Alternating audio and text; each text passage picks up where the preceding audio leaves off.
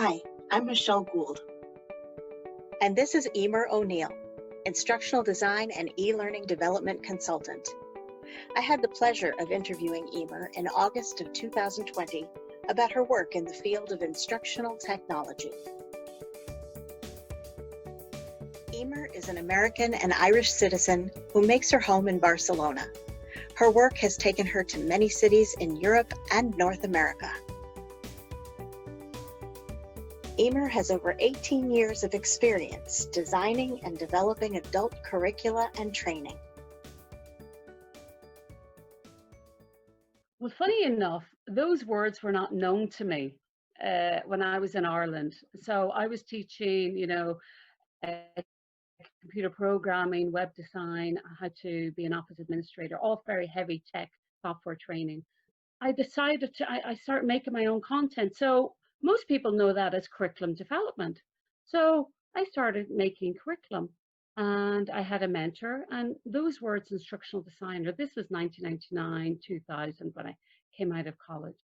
And then when I moved to the States in, I think it was 2003 or 2004, moved to Seattle, I heard these words and I went, oh my goodness, that's what I do.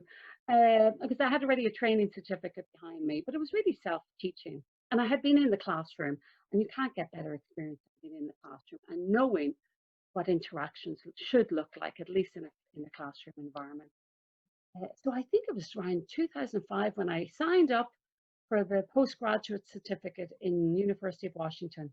That's when I really start learning about instructional design.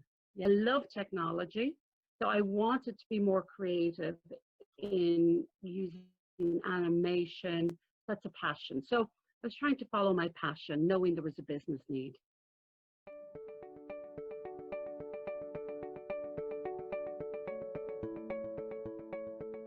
In academia, they always look for like degrees in instructional design. Well, you know what? I did a certificate. And I think the educational side of things has to become more real world because it is out of touch. Now, when people go into academia, they get lost. There's a disconnection between industry and academia, and that doesn't serve the students well. It was just too much reading. I mean, I never read so much in my life. And I felt like that's not the point. The point is teach me to fish. I come from a much more practical application side of things because that's what businesses want. That's what NGOs want. They're my clients.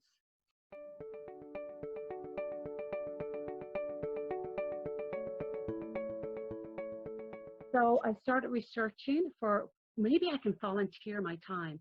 So I signed up as a volunteer for a nonprofit in Washington State around how to help young people in education. Keelworks, it was called. So I got into a position where I was working with other instructional designers, doing typical instructional design work. But it wasn't very productive. It was very slow, and I'm quite a fast-paced person. So after, I think, 6 months to a year, I used that. And this is what a lot of people are doing now. They're using this volunteer opportunity to get them into a fully fledged paid job. And that's when I got my position in T-Mobile. So I went from no experience of e-learning, which was webinars. I wanted interactive e-learning. I had no portfolio because portfolios weren't really heard of back then. LinkedIn was only starting. People weren't building WordPress websites like they are now. And I could talk about my volunteer position after my certificate to get into T-Mobile. So that was a wonderful stepping stone, really was. I needed something that I care about. And I kept going back to healthcare. And that's where I saw a great opportunity at MSF. And I'm there now on extendable contracts. So I'm on my third contract with them. And I start a new position in the end of August with a nonprofit in Seattle. And that will help me, my freelance or a job take off again and going back to freelancing. I'm passionate about making a difference and having my e-learning have meaning.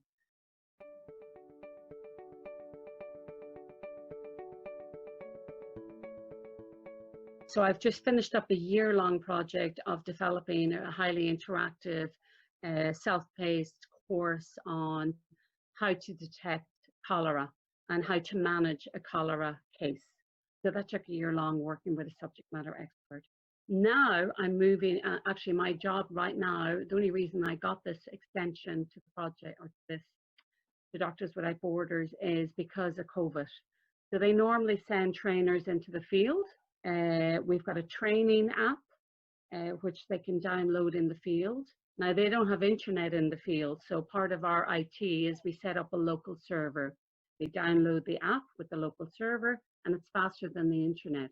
So nurses, doctors, drivers, logisticians can actually access courses and get their badges and certificates right there in the missions. So instead of sending the trainer, we needed somebody to do some online training, not just webinars. So other people take care of the webinars. I take care of the self-paced e-learning. So a day-to-day job would look like I get up, it's flexi time. So I usually start around 10 a.m. At the moment, I've done a needs analysis with my stakeholder, who is a nurse, 20 years in the missions. She's also my assistant manager. And then some people in the team who are just, I suppose, your normal person, but they don't have mission experience. They're more communications background.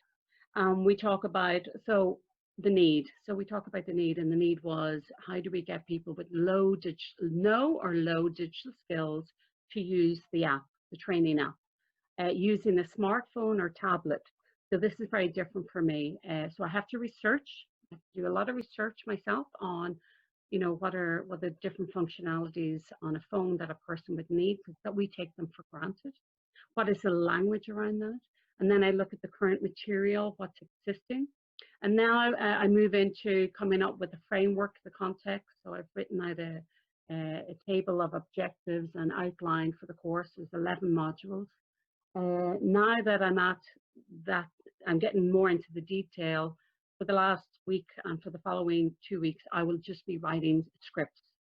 So I'm writing scripts, giving people a visual idea of what the e-learning will look like, but getting the script 100% confirmed. So it's a lot of 2 review rounds typically per script to the subject matter experts. And then once all the scripts are done, then I start development. So it's a lot of writing, a lot of researching, I have to walk away and do a lot of creative thinking, because I could make it very boring. I could just tell them, oh, do this, this, and this. No, I want to show them a video, so I use animation. Then I want to get them to do a practice, so they're actually practicing their skill. What type of imagery am I trying to make them feel comfortable in? These are people who are not used to technology, who are not used to hearing the words around technology. What do you mean by swipe? What do you mean by scroll? What does that look like? So so the words match the actions. So that's my day today, and also problem solving. I get LMS issues when different courses are uploaded to the LMS. There's glitches in the SCORM packages, and a lot of people are out on holiday, so I'm getting those referrals for those problems. So I try to solve those problems.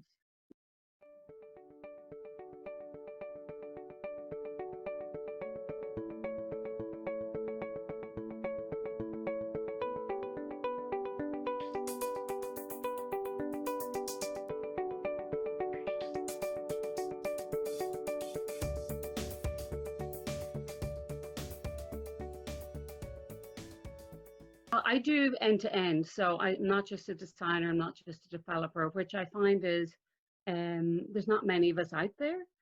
So I follow ADDIE or ADDIE. So, the analysis, design, development, implementation, and evaluation. And no matter over the last, 10 years I've been in e-learning, I haven't found any other model. They're all versions of themselves. You've got SAM, you've got Agile, but they're really project management. They're not part of the creative process. They're really ways that you can review and speed up. But I always have this waterfall and feedback loop anyway in ADDIE. So I follow ADDIE and how I start projects, my kickoff meetings with people, like with the team I'm with now, the adoption team. They've made little videos themselves, but they've never gone through the whole life cycle working with an instructional designer. So I had to give them a training on, what is ADDIE? What does it look like? And people are very familiar with it. They get it. And then they have to know what is their role. So I follow ADDIE. My comfort is I do like doing the needs analysis and design, the storyboards. Where I find I get a bit stuck is in development, in the reviews, because people can give so many opinions. And you really have to keep pulling it back to, okay, what is the best learning experience? How can I, because you represent the learner, and I tell this to my stakeholders and subject matter experts, they're representing knowledge, they're representing their expertise, and they're like encyclopedias. But my job is to, okay, I have to distill that. Actually, building e-learning courses is a lot of it is logic, but you have to step into the shoe always of the learner or the client or the customer and go, okay, what do they want to do? What do they want to see? What do they want to feel? What do they want to experience at this moment? And then also on the outside is, okay, what does the business want from this experience? So it's usually the learner, the team, the business are the drivers for the design of a course, for instance, an e-learning course.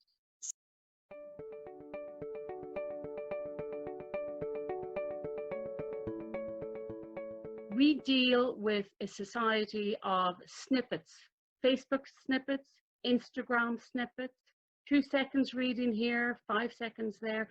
People don't have time for 100 documents. We have to sell ourselves. We have to sell ourselves in terms of what services we give, what products we can make. So yeah, I do see a lot of things through the lens of messaging, not always marketing, but trying to get to the people you want to get to. For me, everything is about the customer service experience. It's complex, but how do I put it into stories? How do I tell the story? And how do I come up with situations where the learner can step into and then make decisions? Because it's all about making decisions and failing, helping them fail so they can learn never to do it again, and then help them to understand the consequences of failing in a safe environment. That's the whole point of e-learning. Safe failing with confidence. Nobody will see me. I can fail, I can make as many mistakes as I want. I'm not hurting anybody, especially in healthcare.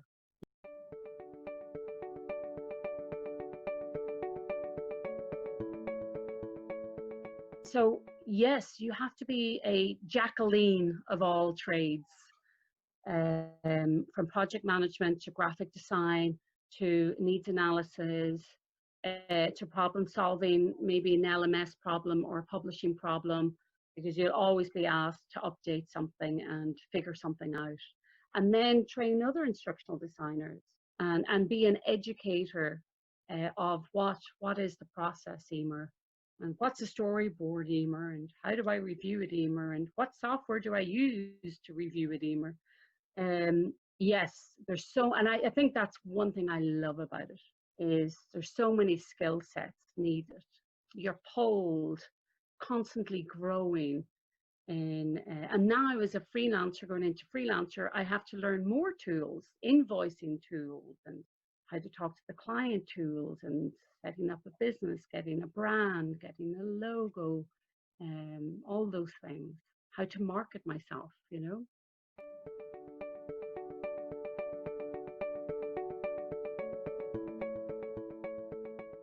Let's start with the negative. The most challenging is, in any organization, there's always going to be a box put around you, and that's always going to be the politics of the organization. In some companies, there was no, we can't use animation, it's too childish. And now I can use it in this organization because they're open to speaking to broad audiences. So it's really interesting to see the political will, the top leadership, which have no input and no knowledge of what learners want, and then making decisions that will impact how I develop and how I design. Another one is, so that's political will and push and limitations. Then there is, just the nuances of the work. Having people who know what they're doing. I find I have to really train people to get ready for, how do you test? How do you review a storyboard? How is a story, like what is the script? What style should we write the script in? So I had a script recently where a non-English speaker was coming in and writing and taking out all of my nice little motivational parts, because she thought, no, just put in well done, just put in congratulations. I went, no. We have to make it a little bit more personal. So she was using her style that she was used to. So those opinions, again, having to learn how to push back is a big challenge. That can take many years. How to say it in a nice way and educate people along the journey. How to say no and back it up. So I've had to do that a lot, especially with people who are not in the world of learning and training. So the pluses, well, I think for me, the content is first. So that's healthcare, I find really interesting. So I know that, working on the cholera alert is amazing. I know like 160,000 people die a year because of cholera through flooding or whatnot. So to work on something that will have an impact, will get into the hands of doctors and nurses is huge. I had the same feeling when I worked for the Northwest Healthcare in Seattle, training healthcare workers, these people who were taking care of people in their home. So it's that kind of side of things. Also taking care of myself, that if I'm passionate about a content, I'm taking care of my mind and my heart, that I'm feeding the right parts of me to feel good. And we're all in this together. You can feel the passion in healthcare. But I haven't, as you know, I haven't worked in healthcare all the time. But it's always about the learner. It's just now I'm a little bit biased because the learner is going to front line, with their own challenges. After content, I would say people I work with, anyone I interact with, because you meet people from all different areas of life. I've worked with, doctors, nurses, people who've been out in the field working, who've put the buildings up, the builders. I mean, I think instructional design is very unique, because people say to me often when I meet them and they don't know what it is, they go, oh, so what type of training do you make? I go, anything. And they find that hard to get their head around. What do you mean anything? I went, you give me a topic and I will become a semi-subject matter expert, because you have to become not an expert, because you still always have to stay in the shoes of the learner. So the content, the people I work with, and obviously the joy of seeing the product goods, whether it's a job aid or a interactive PDF, a video, or interactive learning. So seeing that end delivery, that product, gives me a great sense of joy.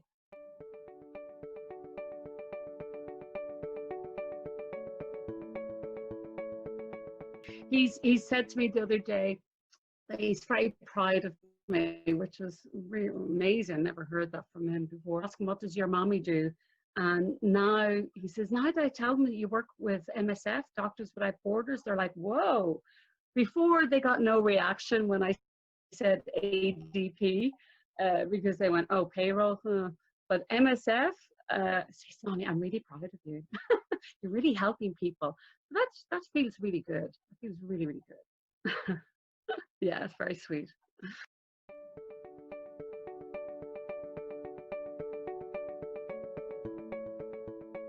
I have a high reliance on social learning.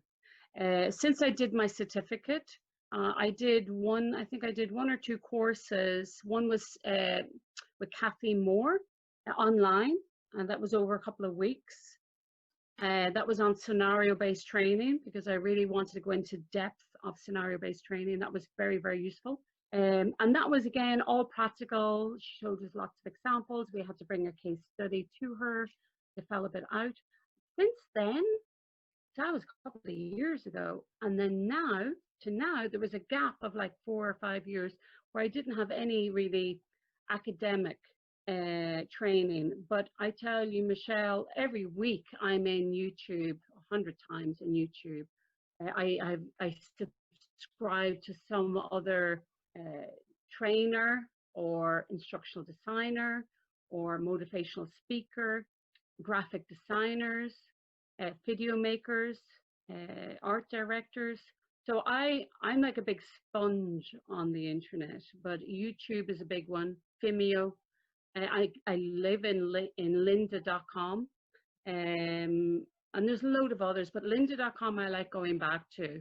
And where else? And just blogs. I follow a number of websites like Articulate Heroes. They upload examples, they show you problems. So when I'm problem solving, I'll go into the community and start looking. Someone else had this problem, so how did they solve it? So a lot of it is pushing myself to be my own teacher, to be my own trainer. I don't necessarily need somebody in the classroom. It is about Eimear. You need to find this out by yourself. So yeah, it's amazing now what's out there. And of course, now that I'm doing the ADDIE, they're the first 2 courses I've done in a long time, but they're really for propelling me into my next part of my career.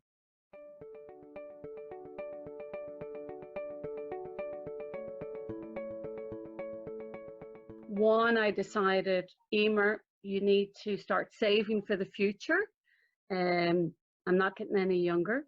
And women particularly do not tend to spend as much time on financial stability for the future compared to men. So I wanted to take the reins on that. So there's financial stability, thinking about the long-term view of pension, retirement.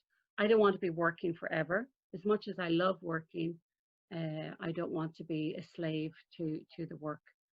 I want to do something I loved. So healthcare is great. And I thought about, I want to help other instructional designers. So I think there's 3 parts of my freelancing business that I would like to kind of invest in, not just designing and developing for organizations, but 2, acting as a consultant for other instructional designers, how to get started, because there's a lot of help they need. And then the 3rd thing is to generate passive income by generating some courses that I can put out there and just let it make money and let it be helpful to somebody who can reuse it or learn from it. So those are the 3 things, where before I was only thinking of designing and developing. So they're the dreams.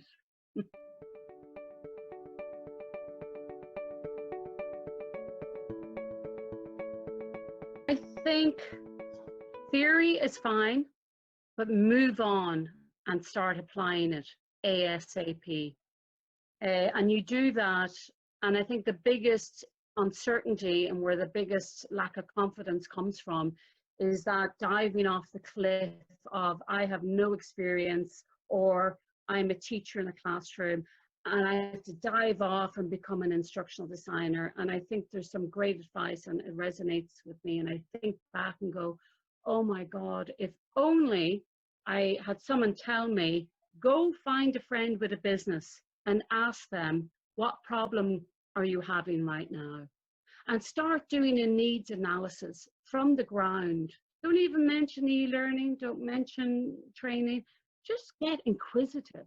And I think that's been my biggest asset, my curiosity and being inquisitive to get into the root causes of problems, because it may not be training. There's no given that when someone comes to you in the future as a client and say, oh, here's my training, I need training. No, I never say yes. I always say, let's talk about it, because it may be a management problem, maybe a cultural problem. It may not be training. So go out and be confident and start. Fake it until you make it. Find inspiration and be the person. You have to have that drive to learn every day. I think people have this misconception that I'm an instructional designer now. Oh, now I know how to do everything. And now I can just sit back and do the job. If there's ever a career you never sit back in, because of the ever-changing technologies, because of the ever-changing way people learn, we will never stand still. We have to be so adaptive, because it doesn't matter how much experience you have. Make products, job aids, videos, and build your portfolio. Start building your brand and put it on a website. Doesn't have to have a domain URL, can be a freebie, but start building it. And there's lots, and start following Articulate Heroes, where they give you weekly challenges. So from the get-go, you can fake it until you make it and get people to review it. But the most important thing is get busy doing. Stop all the reading and take a break and start building. It's like building a house.